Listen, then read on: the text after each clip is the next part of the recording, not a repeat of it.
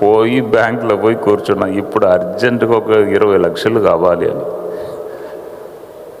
ఎప్పుడు బ్యాంకుకి పోలేదు, బ్యాంకు మేనేజర్ని ఎప్పుడు కలవలేదు, బ్యాంకులో ఎప్పుడు నేను కనపడలేదు.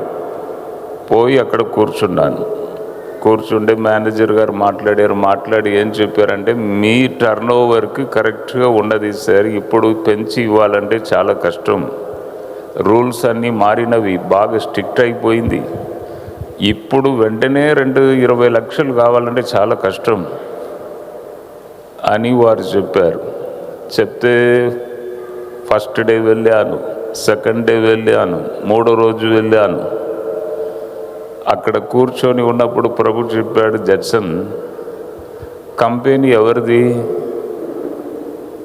కంపెనీ నాది, నీవే రాసి పెట్టావు అక్కడ అగ్రిమెంట్.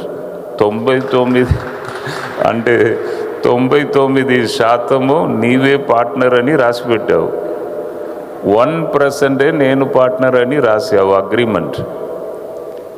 కంపెనీ ఎవరిది? నాది. టెన్షన్ ఎవరికి? నాకే. నీకెందుకే టెన్షన్?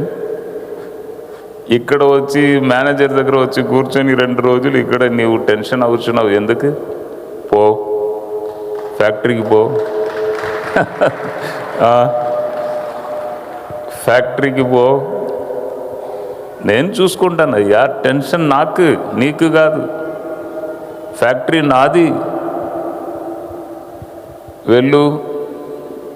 వెళ్ళి సంతోషంగా ఉండి ఏం బాధపడకంటే, దేవుడు మెల్లిగా మాట్లాడితే సాయంత్రం 3 గంటలకు మళ్ళీ అక్కడి నుంచి ఫ్యాక్టరీకి వచ్చాను. ఫ్యాక్టరీలో వచ్చి కూర్చున్నాక దేవుడు చెప్పేశాడు కదా, టెన్షన్ నాది, నువ్వెందుకే టెన్షన్ అవుతున్నావు, వెళ్ళు, కాముగా ఉండు.